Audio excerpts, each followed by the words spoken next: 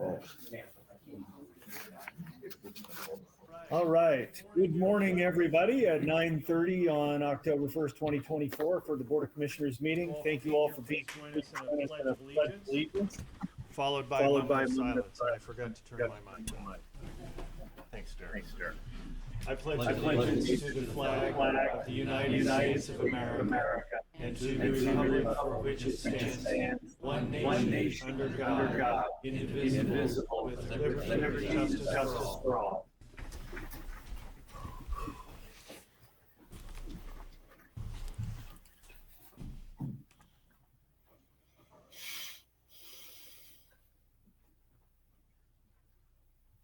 Thank you. Thank you.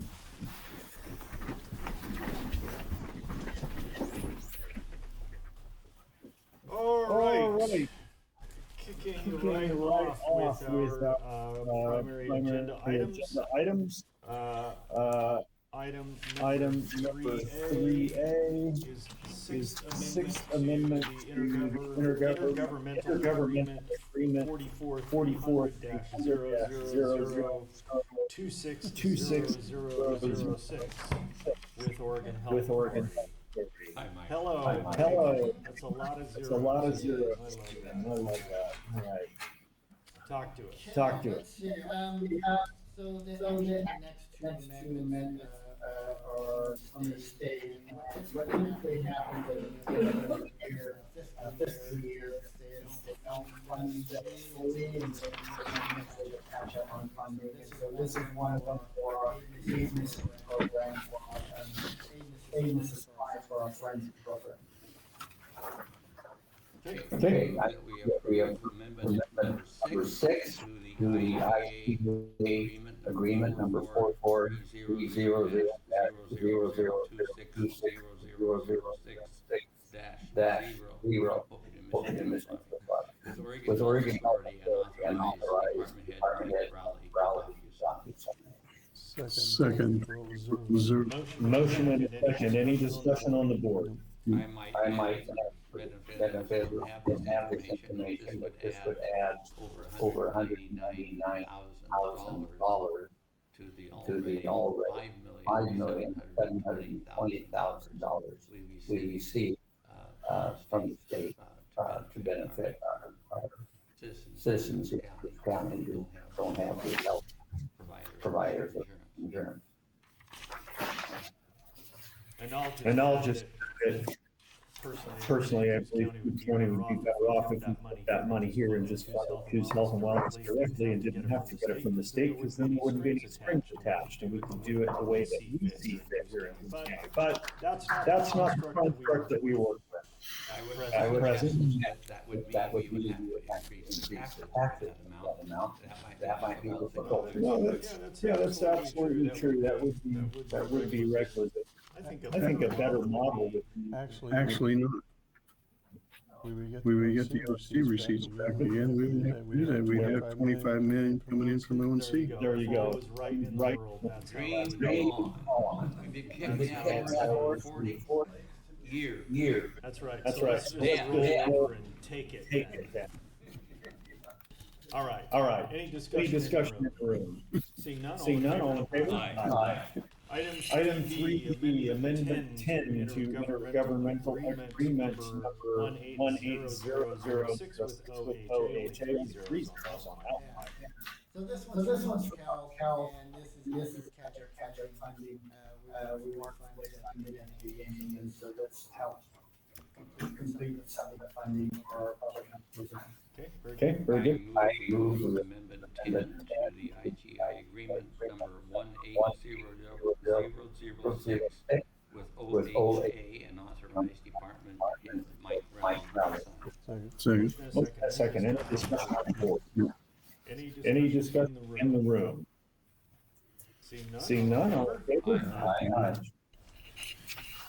Item Item 3C, 3C, thank you, thank- Mike. I guess, is that, Oh, wait, no, this is, okay, I see, we got Sarah's mixed in on here, I get it. Upgrade Scopus antivirus Garrus and the tag team. Good morning. Good morning. So the backstory on this, we did a risk analysis of health and wellness, and one of the things that came up was that we were using four levels banners. There's the basic, the intercept X, which has a lot of what are called artificial intelligence, identifying viruses. Then they have the NDR, which is a couple more things, XDR, which has a couple more things, and some email integration security we already have it. And then the last one, all of those combined with somebody at a data center watching for a problem, and then some minimal remediation and notification to the IT staff. Mike and I reviewed the industry best practice now is to have it NDR that's recommended. Every auditor they're going to ask, why don't you have an NDR? Why don't you have an NDR? We kind of do because we have security already. Mike and I talk. We think the monitored one, the NDR will have monitoring when they're only there for even when they're there. They're under task, not able to walk 24/7. So Mike and I felt upgraded to NDR would exceed the minimum requirement in the audit. Plus we would better network from any possible intrusions or incidents. Okay. Okay, Mr. Chairman, move to authorize the purchase of upgrade of Flipflop's MDR banner by 36 months to $75,036. Second. Motion and any discussion on the board? Yes, is fully funded by who's self well and general fund of the county. And I would like to say only for the wellness. Right? Okay.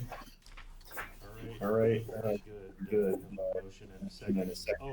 Oh, any discussion in the room on this agenda item? Seeing none. All in favor? Aye. Aye. Thank you, Darius. Okay, back to your solo version. Approval of revised job description, item 3D. Yeah, so, we have updated our job for our home business.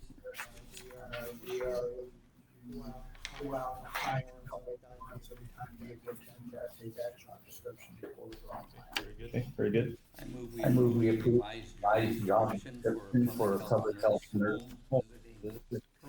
program. Motion and a second. Discussion on the board. It's always reassuring on these job description revisions. Caroline Moore's been involved. I'm confident that it's perfect. So that's excellent. Any discussion on this? You wanted to take it back too? Come on out. All in favor? Very good. E of job description, Mike. So this is actually for job description. This is for a building technician. We have cars now. My understanding is we're looking to get 3 more, so we'll have a total of 36. The primary now, my understanding is we're looking to get 3 more, so we're able to do building maintenance as a single person. With county maintenance, other jobs, and that's how the structure went over the Wow. good way to go. I move the fleet / building technician job description and approve posting. Second. Motion in a second. This is a really interesting approach now. You don't often see the combination of mechanical maintenance as well as physical plant maintenance. Now there are a lot of people fill fill that that skill set, I I think. Definitely, we have someone that's highlighted between us all two, and this person has done or has run everything that we would ever need to do. Wow. Okay, that's excellent. So So one one question question that comes to mind on this Mike, is, vehicle maintenance requires a designated space to do that, and So, probably, this is more of a coordination, so less rock or maintenance or I see. repair, whatever. I see, there's no hands-on mechanical. Probably minor, like wipers, fluids, those type of things. Okay, all right. Well, even fluids, I mean, I mean, you're getting into, that's a shop space, because you gotta have the facility for that. You guys don't have any facility like that. No. Yeah. This would be things that you would be able to. Okay, Okay, all right. all right. Okay, very good. Any other discussion on the board? No, sir. Any discussion in the room? Agenda items being none. Favor? Aye. Three F, thank you, Mike. Have a great day. Hello, Joe. 3F is consideration of appeal procedure for a planning commission decision granting conditional use approval. Correct, so we received an appeal. That's all right. Here. You're all right. We received an appeal of a commission decision to approve a golf course. And in essence, there's three ways to appear the because of timelines and the fact that this is going to go to land for this, we're recommending don't take evidence.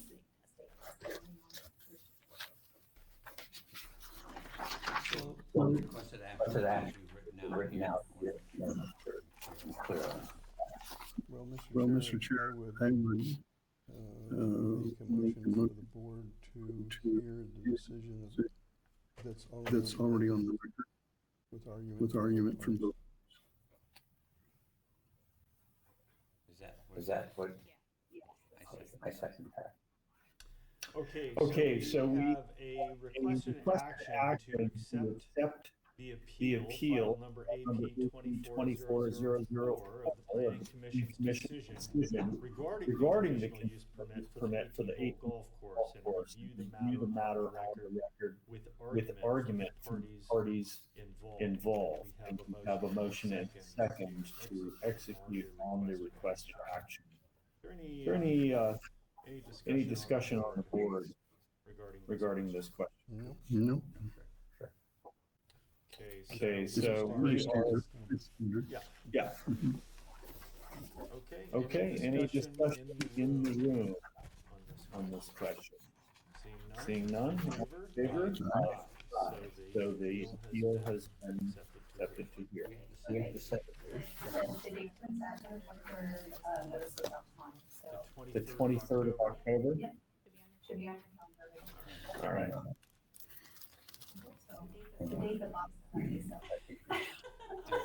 Yes, it is. Yeah, I got it. Okay, Thank you. all right. Thank you, Jill. Item G, order 2409043L, authorizing the sale of certain county real property. Sorry, we're pulling out. Yeah, postpone anyway. Okay, item 3H, payment of SCDC dues. Commissioner Sweet. Yeah. We traditionally have supported the South Coast Development Council and our annual dues of $12,000. I move that we approve payment of dues to SCDC in the amount of $12,000 out of the Economic Development Fund. This is not impacting. We can't use it for very many things, so it's a lot. So I second for discussion. Okay, motion and second, discussion. I would like to modify the motion in that I would like a presentation of what they've been doing for the last, let's say, year, and what they plan on doing. we have people here to do that. I thought Very good. I I thought thought maybe what it was. Well, Anyway, Well done. so we're gonna do impromptu presentation. Before you start, I want to, for the benefit of people in the audience who may or may not know the background of SCDC. Years and years ago, it seems like the county had an development program. The city of Houston, they had an economic development program. Other cities on and off had economic development program. The idea of having one program for the county that would be sponsored by not only out of governmental, but also private industry, private business. And so it was formed that you have a membership of this organization as a government agency, as a city, as a county, as a business owner. We have a lot of realtors, banks, the hospital, they all participate in that. And we don't get hit a lot of home runs, but I mentioned one that comes to mind. A realtor that was trying to sell the old chromite in Bunker Hill was running into problems trying to find support to give the interested purchaser the information requested. He wasn't getting it from anyone. So he called me and said, well, we talked to SCD for that. He said, I don't even know about it yet. Well, he did believe in him. And so I said, well, let's talk to him. And the fellow was there. I can put that together. And in the very next meeting with prospective buyer, he gave them all the information. And they made the decision to move their business. And this is an international company with an American presence headquartered out of Houston. What they do is sell little shards, garnet, they're very, very hard, dense gem, often is used for jewelry. They import it to the United States from South Africa or Australia, separated and they have chosen Bruce Bay to replace Stockton, California as one of their distribution facilities. They opened up, no fuss, not asking any favor. They brought garnet chips in from overseas. They've opened up channels, so they bring them up to Bay. I think they're about 100 people. They doubled that rate. They pay a living wage, wonderful benefit. They've been a great partner and a great addition. And I can almost guarantee were it not CD, they not located here in Houston. Now that's kind of get to it. You can turn it over to you to tell us more about what we do at Diplomatic. I do remember I had monthly meetings with executives and did some background research. Very solid. So I was very solid. For those of you who don't know me, I'm Courtney Halstead. I'm the Economic Development Technician for the South Coast Development Council. Our executive is not able to be here today. The South Coast Development Council is a 501c3 nonprofit. It was founded in 2000. Woodward is a certified developer to the president director in January. Commissioners has paperwork on the actual statistics that we've done now. 9 months, included 100 meetings. which was about 65.3 in terms of business expansion, attraction, and retention. And so those are individual contacts as potential business. 65 businesses have been tested by our team in one way or another. Our work also includes collaborative partnerships among other organizations that can support Coos Bay. We cover about 160 miles of the Great Lakes. So our location is from the city of Lawrence to Brooklyn, the California border. So we cover 7 ports and 12 integrated. Very good. May I add something that you are really specifically? Yeah, go ahead. Most recently, about 50% of our focus come to ownership. And a federally funded grant we have hired on your path who is now our ownership program. She has officially informed the business space in partnership with SWAC. And this is low-cost office spaces for businesses looking to start up or expand their businesses within Coos County. On top of that, we are in the process of seeking additional funding to open the first and only co-working space in the county, which will also help startups and those thinking of starting a business. On top of that,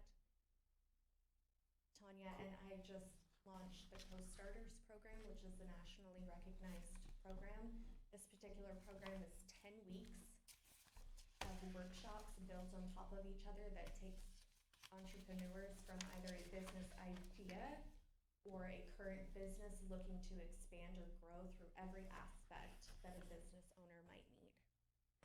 In addition to that, you have a copy in front of you. Our executive director has outlined some key things that SCDC has done in the last 3 quarters of 2024 alone. And that included, we are now working in partnership with the Umpqua Economic Development Partnership over in Roseburg to co-host the Economic Summit next spring, which will for the first time include an economic tour here in Coos County. We continue to submit sites across the entire county for available projects. So these are businesses looking to relocate, and we do that through the state of Oregon's Business Prospector site. And so we, I don't want to say control, but we manage all of the county's available industrial and commercial spaces that a site selector might possibly be interested in. So when one of those solicitations comes up, we have to do our research and we submit specific sites that meet their requirements for their consideration in locating to the county. We are continuing to work with a surgical instrument prospect. So that is a company that manufactures surgical instruments who is actively looking to locate here in Coos County.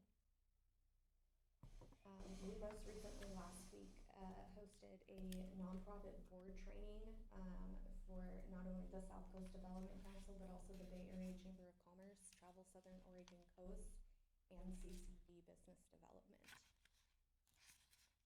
We are actively and continuing to assist a preschool startup looking to locate here in Coos Bay or North Bend, so early education. She goes on to talk about Project Cold Goods, which is another food distribution center that is looking to locate here in Coos Bay. There's Project Domalite, which is a constructions coating company. We actively provide letters of support for partners such as the Coos Art Museum, but also the airport, CCD, the cities, the counties.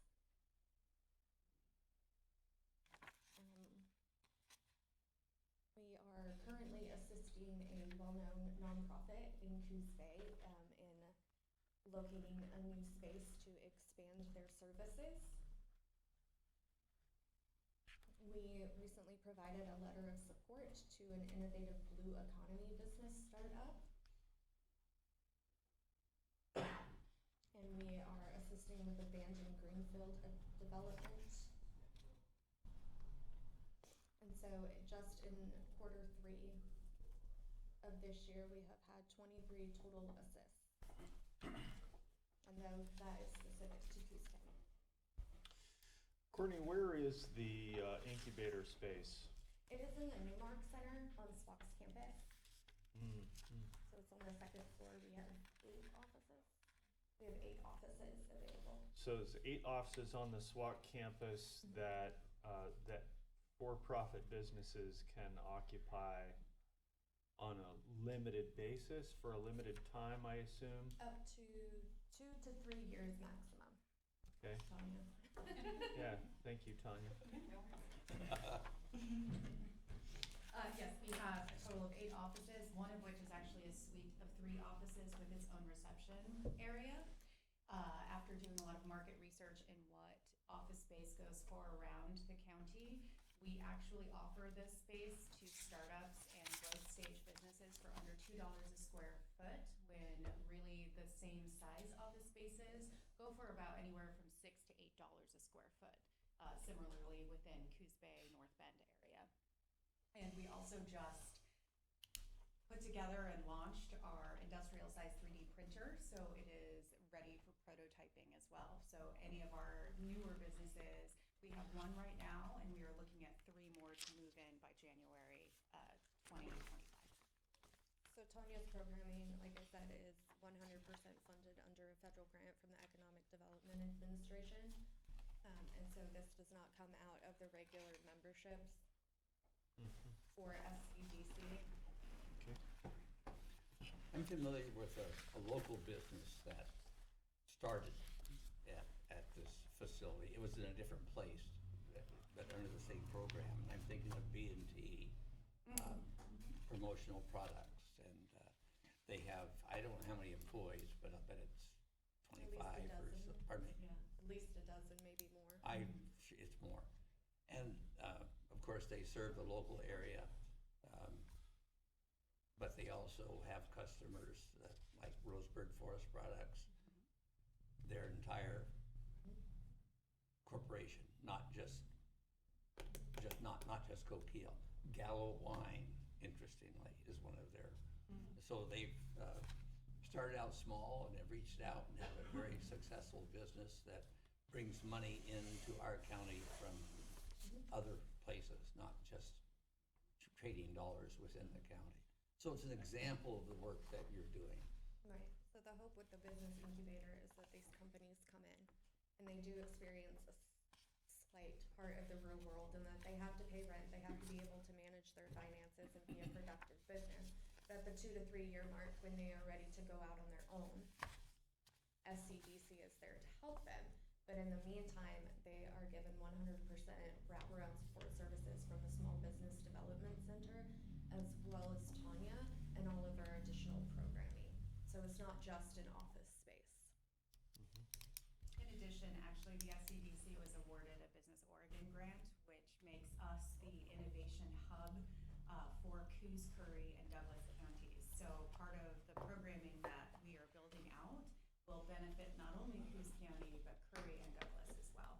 And the whole point is to build up entrepreneurship, startups, so it therefore increases our economic development within all 3 counties. Okay, very good. Another thing to attest to the success of your organization, this was started out as a Coos County organization. Western Douglas County saw what was happening. They asked to come down. Curry County asked to join, and now Western Lane County is included.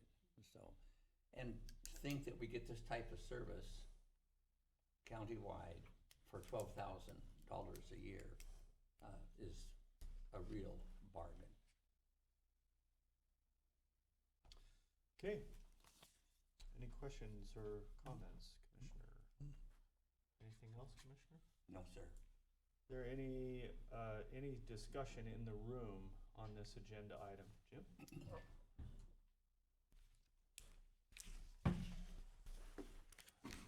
Jim Bennett, Bandon. Oh, I just had a quick question. Do you work with these urban renewal districts? We do. How did I know. Thank you. Tom?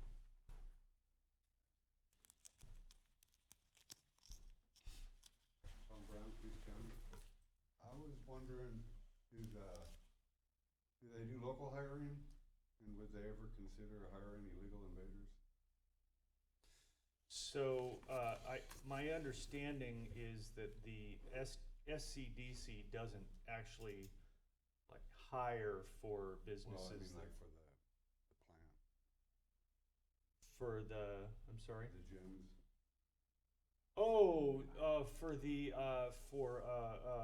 you're talking about GMA. GMA, right?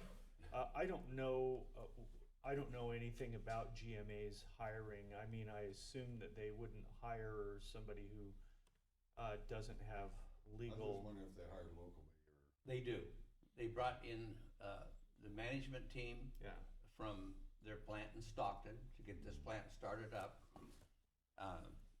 They're good people, they're hardworking, and they hired, to my knowledge, all local people, other than their top management, to do it. And every report I have is that they're a good employer, they have great benefits. They use a lot of our natural gas to our pipeline to dry the stuff. It's a recyclable thing. They ship it out in car loads on the train, and it comes back and reprocessed and shipped off again. Plus they bring in new raw material by ship. And it's so fun to see a ship coming up the Coos Bay Channel all the way to Bunker Get Hill. under the bridge? Pardon me? That can get under the bridge? Easily. Well, it can't get under the bridge that was installed to cut off Coalbank Slough. Well, yeah, I But- know that. Yeah. But it can get under the other bridge. Thank you. All right, thank you. Any other comments or questions in the room? All right, seeing none, then I'm going to call the vote for this agenda item to fund this $12,000 invoice with SCDC. All in favor? Aye. Aye. Very good. Thank Thank you, you ladies. very I much. appreciate Thanks for your coming. Great job. testimony today. Mr. Chair, move to approve the consent calendar. Second? You're pulling one. Hmm? We We did that. on the consent calendar. Oh, we are?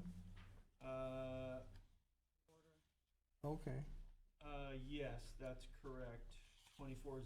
2409042C. Hold. All right. Oh, the Fair Board? Yeah, Okay, we're dealing with that as a late here in a minute. okay. All right, consent calendar, then motion as it stands, Okay. Modified, yeah. and a second. The second tab. All in favor? Aye. Aye, very good. Let's cover a couple of late agenda item cover sheets. 5A is roads, requesting approval to purchase 2 used pickups from Lane County Government Fleet Auction. Good morning, Paul. Good morning. Morning. As I mentioned in the work group meeting last week, we had put our names in the hat for a few vehicles. Yeah. These were the 2 we were able to get. So we're just asking approval to purchase them. One is a 2015 F-150 with about 115,000 miles on it, and the other one is a 2012. The 2015 has 42,000 miles on it. The 2012 has about 116,000 miles on Okay, just broken in. it. Yeah. Motion? I move approval of, to purchase 2 used pickups from Lane County Government Fleet Auction for a total cost of $20,500. Second? Motion and a second. Any discussion on the board? Any discussion in the room? Seeing none, all in favor? Aye. Aye, very good. Thank you, Paul. Curious, what would these have cost, Paul? The extra cab probably high 30s, low 40s, and the standard cab probably a little less than that. All right, Thank you. All right, next late agenda item 5B is for the fair surplus. They want to surplus unused fair equipment. Good morning, Lisa. Good morning, Hi, gentlemen. Lisa. How are you today? Very well, thanks. Good. So. you are too. Excuse me, I'm I sorry. hope you are too. I am, thank you Good. very much. We are requesting your approval to surplus certain unused items. There was a list attached for you guys as well. Yep. So I will be working with Jessica with the roads department pending your guys' approval. Okay, do I have a motion? I move we approve the surplusing the unused fair equipment listed on the agenda item. A Okay. second? Motion and a second. Any discussion on the board? Thank you for cleaning all this old stuff up and getting it out of our hair and out of the way. I am the person coming to you guys. We have lots of volunteers that are to thank for this, so I will pass that along. Okay, very good. You've got a great crew then. Any Yeah. discussion in the room on this agenda item? Seeing none, all in favor? Aye. Aye. Aye. And check out public surplus if you're interested. All Thank you right. for your time. Thanks, Thank you, Lisa. Lisa. All right, we have two late agenda items. May I have a motion to hear the late agenda items, Now you please? tell us what Yes. each one is and let's do it one by one. Uh, I think oh. that's a good procedure. Well, okay. I like to condense things and keep it I know you crisp do, and but I moving. want to hear what I'm approving. Yes, I know that's your proclivity, so I that's didn't fine. do it once and it, Okay, so let's do both of these. The first one is regarding the Fair Board vacancy, and the second one is regarding the donation from Weyerhaeuser of the West Fork Millicoma Road property to the county for road maintenance purposes. Those are our two lates. May I have a move motion? we approve hearing these two late agenda items. Thank I you. second on the Motion. two. Motion and a second. All in favor? Aye. Very good. Okay, so let's talk about this Fair Board vacancy first, please. We had 3 applicants. We've all reviewed the applications for Lily Dubazar, Fred Messerly, and Mick Snedden. And I would like to entertain a motion regarding who to appoint to that Fair Board. Based on I would move to approve Mick Snedden. He's the current fire chief of Charleston and has been really active in the Fair Board for a long time. In fact, well, we need a second first before we go on. Second that. Motion and a second. All right. So by accident, I was looking at Facebook about a different person, and here's this whole pictures from years back of Mick working at the fair, doing horse barn things, all kinds of stuff, doing fundraisers and things. So really outstanding person, and he will have the time. Apparently he's going to retire from the fire department. Okay. Excuse me. All right. Very good. I think that fits the bill really, really well. Our Fair Board is not just a position that you don't do anything.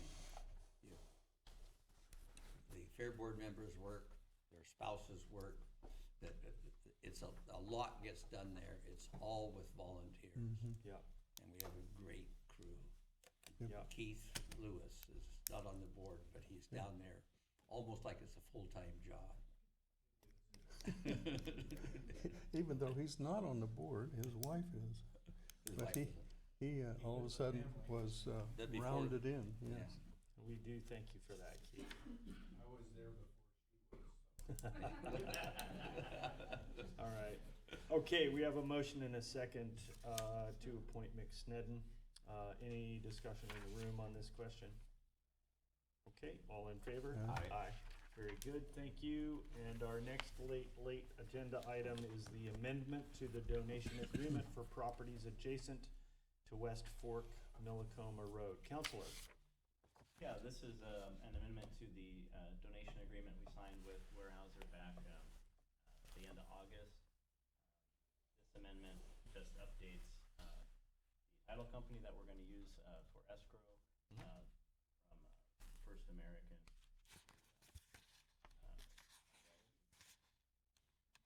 Okay. Fidelity National. And it sets a closing date of October 20th. Okay, very good. Thank you. May I have a motion, please? I move we approve the amendment to the real estate donation agreement with Weyerhaeuser Timber Holdings Incorporated and authorize chair to sign. Second. Motion and a second, and for the benefit of the room, this is regarding a 15-acre parcel that Weyerhaeuser is donating to the county. It's above the West Fork Millicoma Road slide area that has been persistently a problem for many years. And this donation, of course, absolves Weyerhaeuser from any liability. It also provides the county with free, unfettered access to that area above the slide in order to facilitate those mitigation efforts. It also allows the county to apply for funding. That is a very critical key point of this. All right, very good. Any other discussion on the board? Could we ask Paul to update us on where we are on the slide? We have our roadmaster here. This is your Thanks, impromptu Paul. session. So, we call it the Shemeketa slide on the West Fork Millicoma. It's about milepost 1.5. We've reapplied for grant funds through the state, Oregon Emergency Management, which is federal funds that come from FEMA to OEM. We were unsuccessful last time. There was a number of questions on our application, and so we've tried to fill those gaps and reapply with assistance from OEM staff. We are also looking at, we also applied for funding through the Congressional Earmark grant program, the same funding that funded the 2-mile paving overlay on Libby Lane recently. And we haven't heard anything back on that one yet. We're hopeful we're gonna get funds from one of those sources to assist. The grant funds we applied for is about $1.6 million. We had, or I guess just a little background, about 2 years ago, year and a half, 2 years ago, we had an engineering firm evaluate the slope, and they came up with kind of 3 alternatives, one being do nothing. One was kind of a middle level repair option, which included horizontal drains with some rock fall protection, which is basically just chain link fencing on the slope to control at least that somewhat the material that comes down the slope. And then the third option, and that second option was the 1.6 million. The third option was almost 6 million, and it was to go up to the top of the hill and remove about 30,000 yards of material that's waiting to come down. Now, this last winter, we had about 3,500 yards of that come down to the road, which we've now hauled off. So there's more like 26,000 left up there. But that's where we're at with grant funding. The road is still open to 2 lanes. The paved surface is still in good shape. We'll continue to leave the road open to 2 lanes as long as we can this winter. Sometime by probably late this month, I'll tour the detour route that we've used across the Elliott State Forest in the last couple winters. Make sure that, whatever maintenance needs to be done up there, we coordinate that with Department of State Lands, who owns that and controls it now, and keep that bypass open if and when it's needed. Hopefully we'll have a mild winter and we won't need it, but normal winters these days, it seems like we probably will at some point. So That bypass is pretty long, but it's a lot better than walking. Yeah, and it's better than having nothing. I mean, we just don't have another good way out. That's right. There is another way out, but it's longer. Right. And it requires more maintenance. We did some coordination with DSL last winter. There was one spot on that bypass road where there was some erosion affecting the width of the road down near a tributary to Larson Creek. And so we coordinated with them. They were supposed to fix that. I'll be checking with them and seeing if they got that done this summer. They were supposed to fix it. So Okay. hopefully they did. That's all I got right now. Very good. Thank you for that update, Paul. That was a good idea, Commissioner. Thank you. All right. Any other discussion on this question on the board? You look like you're thinking about saying something else. No? Oh, okay. All right. Any discussion in the room? Seeing none, all in favor? Aye. Aye. Very good. We have dealt with the consent agenda already, and so let us move move right on into commissioner reports. Who would like to begin? I don't have a whole lot, other than I continue to ask questions and monitor why we had 36,000 coho smolts dumped into a stagnant pond that killed them all. So there apparently is an ongoing investigation by getting this third or fourth hand OSP about it. The Oregon State Police is Yeah. investigating? Apparently. Really? Now, don't get that from them, but I got that from somebody else two somebody else's that independent of each other. As to why. Probably the water was too warm. It's just up here off of North Bank. And probably the dissolved oxygen wasn't high enough to support fishery life. Oh, you mean because there's algae floating all over the water? Well, not that so much. The algae does use the oxygen in the water, but it produces a lot of toxins too, but just not enough oxygen. In other words, water movement where if you have a stream that's babbling down through it, naturally aerates, and this Yes. was dead, still water. Yeah. So who knows? We'll find out, I guess. But yeah, Keith?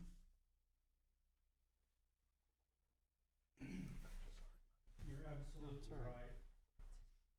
I don't mind at Keith all. Lewis, I'm a member of the STEP program here. You're absolutely right. Water, or the oxygen content was dead. There wasn't enough oxygen content. There's not enough in Cunningham Creek to put that many salmon in the river. Because I've talked to biologists that used to be here. And there's no water flow in Beaver Creek, because at the point in time that they put the fish in, they were working below and had it blocked off. That's what I know. Mm-hmm. So you're absolutely right on. And it's the fourth year that they've done this to us. Oh. So We've lost other. we've lost fish for the last 4 years from the STEP program, from volunteers helping down there. But, So you mean ODF and W has caused fish to be lost that were raised by the volunteers in Yep. the STEP program? Yep. Keith, do you have any postulations as to what in the world could possibly be going on to be making the same kinds of mistakes 4 years in a row to damage the STEP program? What do you think could possibly be happening? I really shouldn't comment on that. I'm sorry. That's where we differ there, Keith. Yeah, poor management. That's all I'm gonna say. Uh-huh. well, if you have highly trained biologists putting these fish in, you'd think they would check all this stuff beforehand. You would think. Now, We were Keith, told we had X amount of fish coming from Coal Rivers. So me and another member went upstream, because what they say is they have to acclimate for 2 weeks. Okay, so we want to put them far enough upstream for them to be able to acclimate to this river system. Mhm. Their ODF and W's idea is to try to get fish in the lower river. Well, if they dump them in the mainstream in the lower river, they go right out to the ocean, and when they come back, they go up up the road. So that's where Coal Rivers is. They're over in Rogue River. they need to imprint on the stream before they You go have down. to acclimate them to the Yeah. stream. And that's why we hold the ones we get at the school in Cunningham. They're acclimated because it's the same water. We pump the water out of the creek through the hatchery, and so they're acclimated. So we're hoping that this year we should get some Chinook back into the big Indar hatchery. if not, they should go on upstream. Yeah. Keith, I know that, or I understand that coho salmon are not as heavily impacted by the smallmouth bass that have entered into. I don't know that, Bob, or John. Well, what I've heard is that, cause I fished the lower Coquille for coho a couple weekends ago, and Yeah, I was. there's last a lot week. of fish down there. There's a lot of fish. And so the coho are coming from somewhere. And so I asked, why is it that they're not impacted negatively by the smallmouth bass? The answer I got was that they typically migrate downriver later in the year than do the Chinook. Yeah. The smallmouth bass like warm water. When the water cools off, they become pretty dormant. Yeah. So when the coho are coming down later in the year, the smallmouth are not as aggressive as they are earlier. And it's earlier when the Chinook come down. Would there be any way to hold the Chinook in their rearing ponds a little longer? No, that's But part of the- the reason we sent them to, Coal Rivers, to rear them longer. Yeah, let them get them. But the Coquille run is actually, I believe it's close to a month to 2 months behind what it used to be. Yeah. Because we're trying to hold them a little bit longer. But the ones, I can speak for the hatchery here in town, but we get rid of them, we open the gates, so to speak, just before the kids go on vacation for summer break, which is basically right at the start of the heat wave. Yeah. Or warming of the water. Yeah. So, other than that, I just wanted to make a comment, so, that's all I got. Thank you. It's very sad. It's pathetic. Yeah, and there's lots of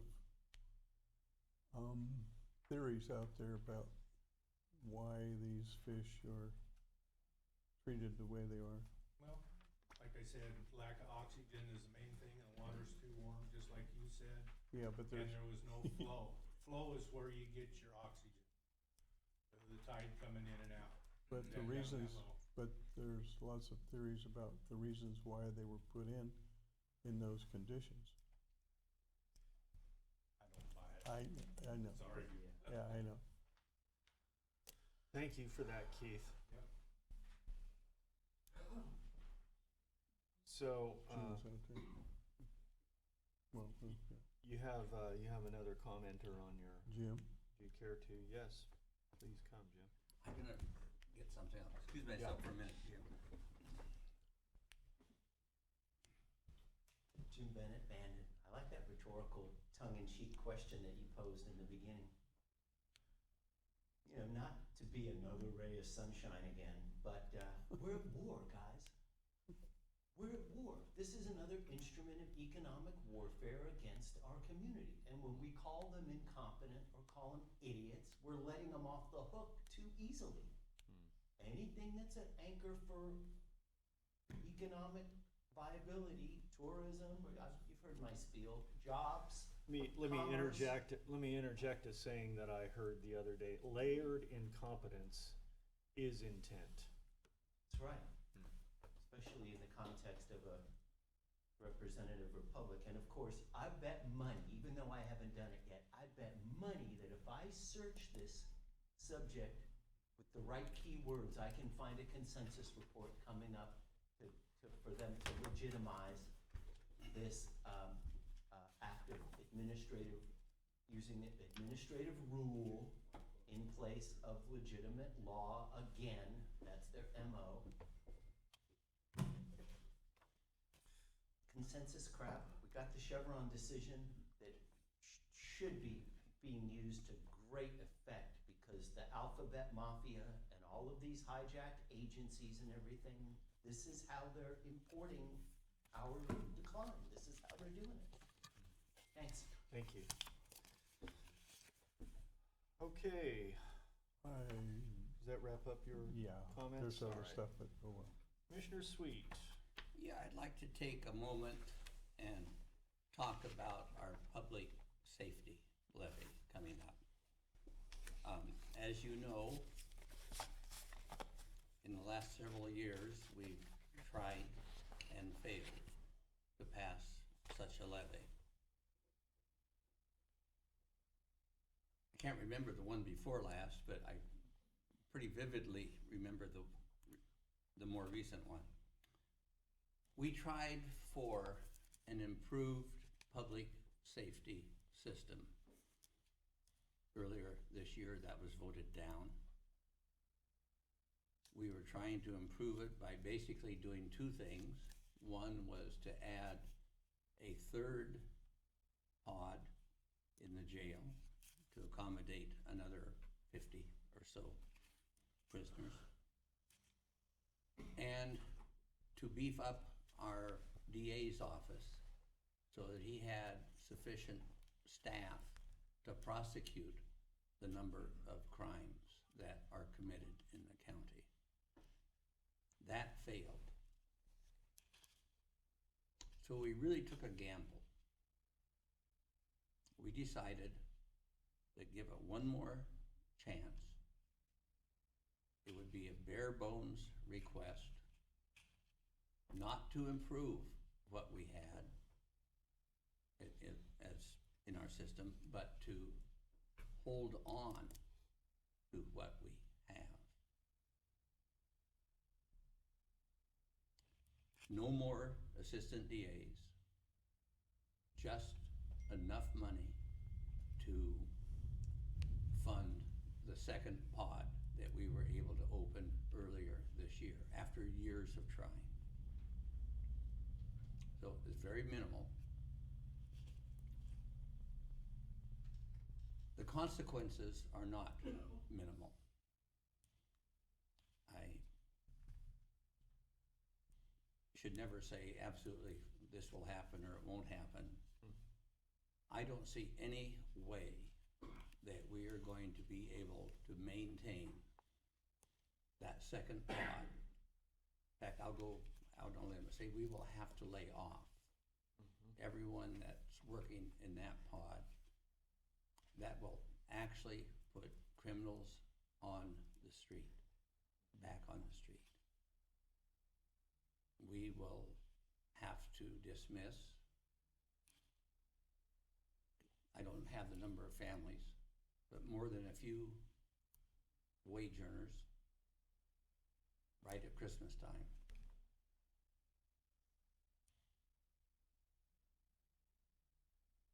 Now you might ask, what is the need for this? And I get this book put out every other year by the Ford Family Foundation of Roseburg in conjunction with the Oregon State University Extension Service. And it goes through the state county by county, and it gives some statistics. This is a list of the statistics. They're categorized. We live in a great place, but our statistics are not good. I want to talk about the need for a good, strong public safety system. They talk about what they call index crime. And the number of index crime offenses per 1,000 residents in a county. Index crimes include willful murder, forcible rape, robbery, aggravated assault, burglary, theft, motor vehicle theft, and arson. We're not talking about shoplifting or things like that here.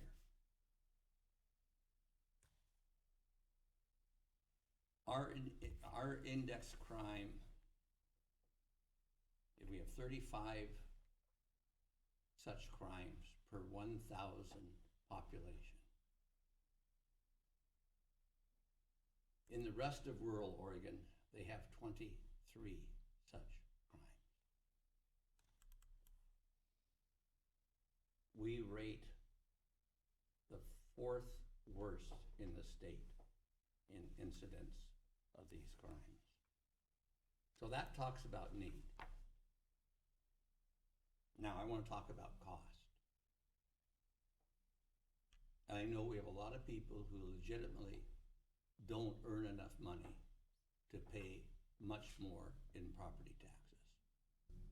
But we also have a lot of people who do earn enough money to pay some more in property taxes. They question the efficiency of government. They say we're already paying too many taxes. We have some more statistics here that would indicate the property tax per person in Coos County. This is schools, cities, ports, hospitals, the county itself, rural fire departments, all of the taxing districts. I'm going to round these numbers. The property tax per person in this county is $1,200 per person. In the state, it is $1,900 per person. So, again, I recognize there are people that this would work a terrible hardship on, but our tax burden is considerably less than and that's our total property taxes. Now, talk about just the county. Our tax rate today is $1.08 per $1,000 of assessed value. When I became a commissioner 12 years ago, it was $1.58 per $1,000 of assessed value. Our current rate is less than 1/3 of the average county's tax rate in the state.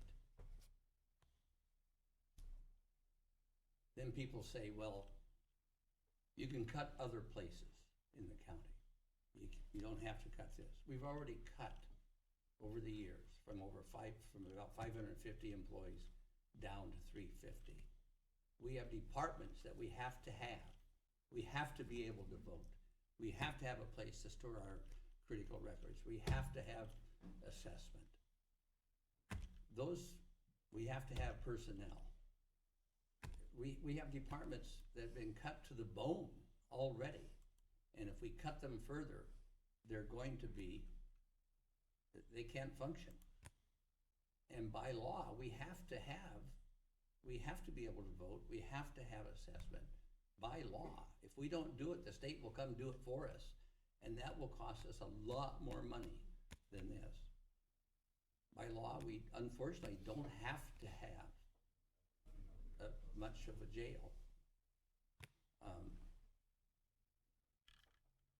We want to have. So I just want, and I think that Bob and Rod and the sheriff and I can go out and talk till we're blue in the face. But the people that will really be believed by other citizens of the county are people like you. You have nothing to gain except having a better place to live. Whereas it's perceived that, oh yeah, all those public employees.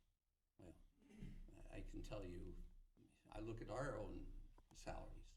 We are paid less than by a third than the commissioners of counties, similar counties to ours. So we're running a pretty tight ship. Tax rates have actually been reduced significantly. We have no debt. Can't remember how much it was, quite a bit, 10 years ago. I think we're in a pretty efficiently run county. So the answer comes down to simply, do we want to have at least a basic public safety system, or do we not? And we need your help desperately to spread the word. I'd be happy to answer questions. Sheriff, have I overstated, understated anything?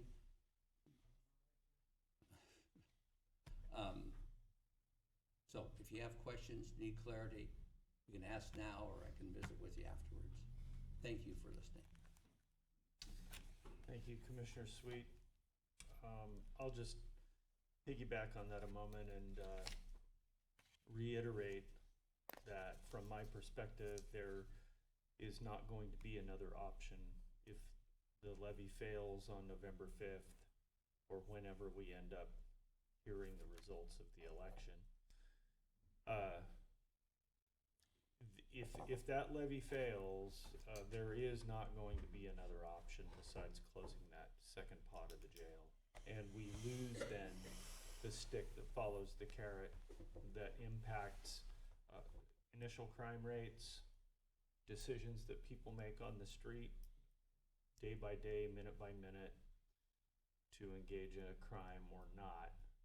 If they know that there is no ability in the county to detain them in a jail facility, then that removes a significant part of the disincentive to engage that criminal behavior.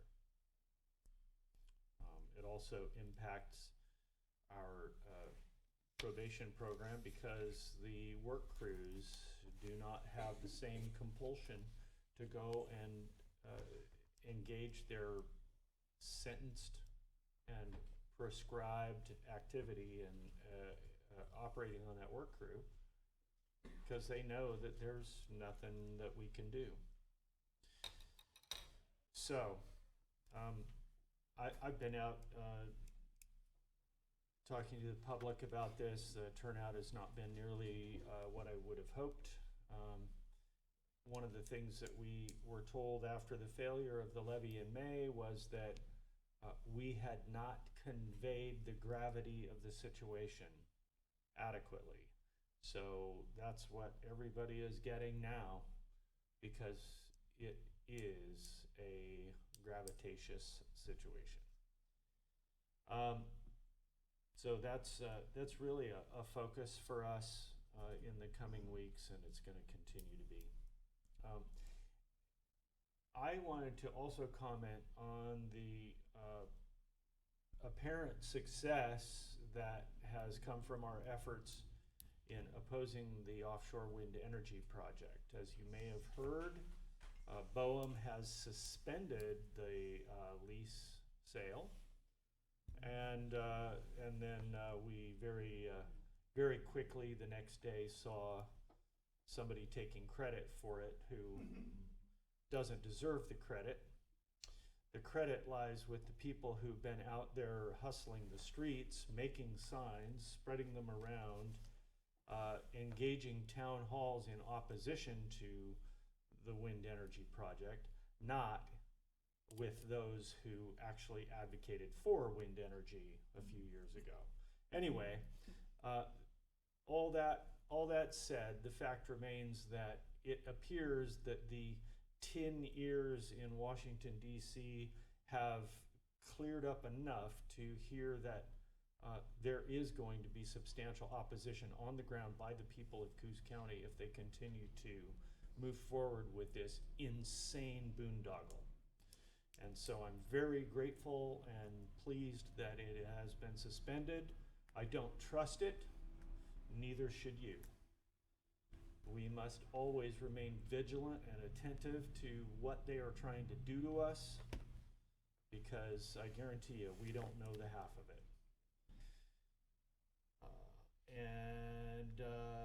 I don't believe I have anything else for my comments. And so do we have the citizen comments list up? Not yet, but we will.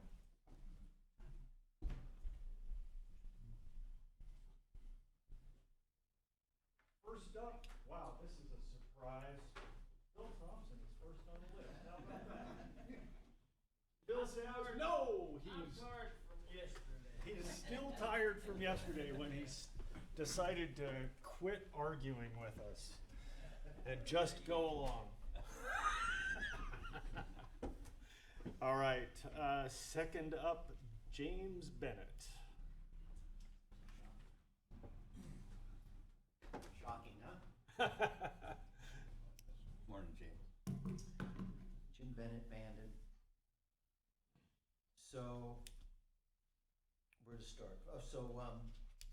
that toilet to tap stuff I was blabbing about last time, it's just that they changed I was right, it's a consensus report, I found it, and I'm gonna send it to you.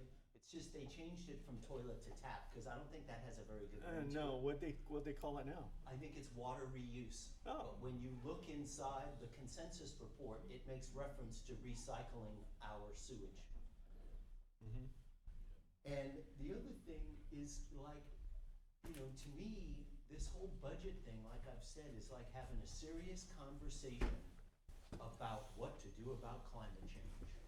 The whole paradigm is flawed. What they're doing is they've got another component that they're using the consensus crap for, and I'm gonna find it and I'll forward it to you. It's called sustainable debt load. They do the same MO with little towns and states and entire countries, and their template is about funding what they want to fund. They've got this Arabella group that's quite prominent, and there's always money for their leftist consensus reports or their leftist stuff. And so what it provides for is the county's legitimate government holding their pockets inside out and holding bake sales for the handful of things that are supposed to be under their purview. And then they fund the hell out of all these other different institutions that often sound benign, and the same old crap, just empowering these non-governmental organizations. I mean, over and over and over. Anyway, the couple of pathways that come to mind to defeat this cutting off the sand dunes to recreational use are, wouldn't you know it, the consensus crap again. And also, it's in the language of your guys' fiduciary responsibility to protect the economic health of the community. Mm-hmm. I think those are the two pathways that you could be using, and I would hope you'd share it with Douglas as well. And anyway, I guess that's about it. But buckle up, everybody. It's going to be a very interesting last quarter here. Yes, All the indeed. best, everybody. Yes, indeed. All right, thank you, Jim. Robert Moore. Pass. Okay. All right, is there anybody who didn't sign up who would like to share any comments of any kind? It's a free forum, you know, you can talk about anything that's on your mind. All right, well, seeing none then, thank you all for being here, and we are adjourned.